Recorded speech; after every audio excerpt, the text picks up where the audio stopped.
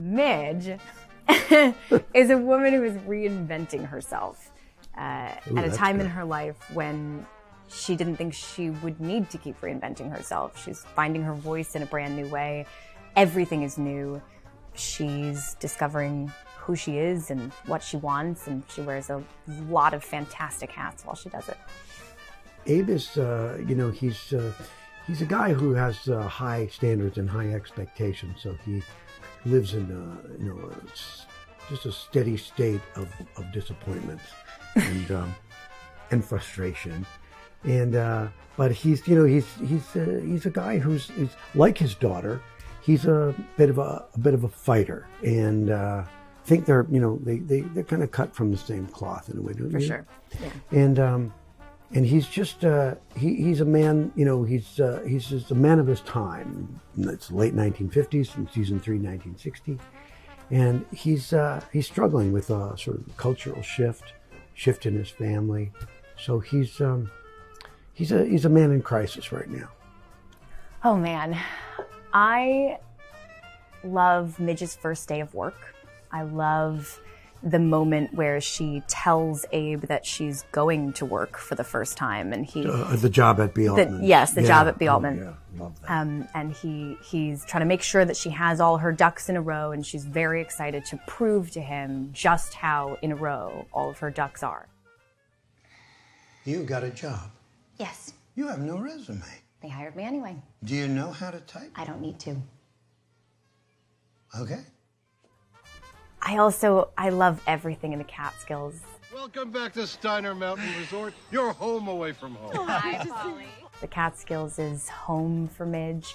She's been going there her entire life, and it was nice to see a different, slightly more relaxed side of Midge. Yeah, I think my favorite scene to shoot from the first 2 seasons, and there were many, many great moments, but I think the first moment that Abe sees Midge on stage when she's performing. And this boy, he was mine, Papa.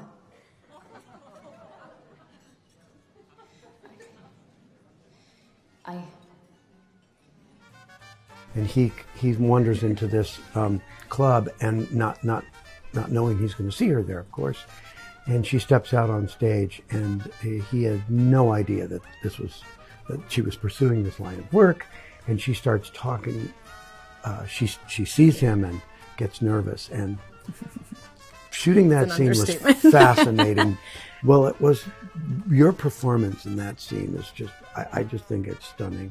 The material was beautiful. But the way Rachel had to kind of have a foot in both worlds. That's connected to her father and trying to do her act at the same time. It was just a beautiful, beautiful scene. Thank you. It was kind of amazing for us to shoot because I've been doing stand-up alone, really, for Susie, I guess, for the first 2 seasons. And that was the first time, I guess Joel saw part of that one set, but it really felt like the first time anyone else had ever been let into that world. And I was so nervous to do that for you. Yeah.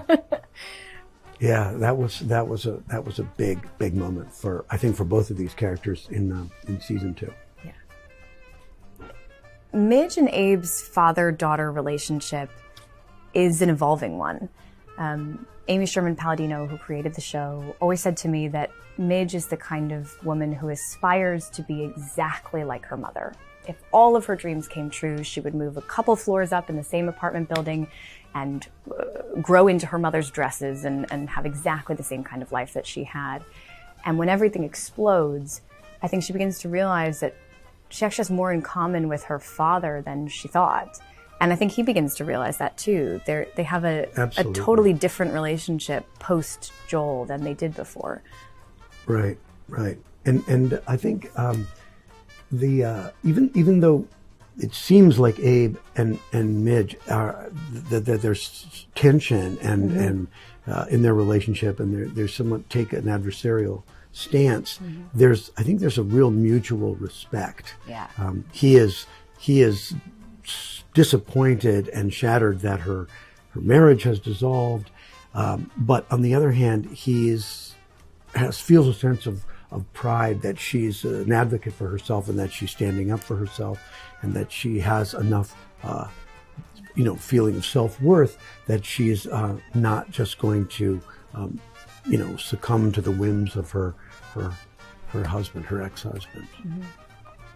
One of my favorite Midge quotes is during season 2 when she's talking about where comedy comes from and why women are great comics despite the fact that some men seem to think otherwise. And she talks about how comedy is fueled by oppression and lack of power and humiliation and sadness and disappointment, and then goes on to say, by those standards, only women should be funny.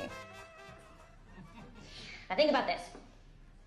Comedy is fueled by oppression, by the lack of power, by sadness and disappointment, by abandonment and humiliation. Now, who the hell does that describe more than women? It's one of my favorite lines in the whole series. What about you? I just keep going back to that one scene. I think it was in season 1. Yeah. When you've moved back into our apartment, but you've been sort of staying out late, and Rose and I are sitting up, waiting up for you. Yeah. And I say, your mother's been in the bathroom throwing up. Your mother vomited. I did not vomit. Well, she did something in the bathroom that took a very long time, and she did not come out looking happy. We were shooting this late at night after a long day, and I kept. It was definitely you. I kept cracking up.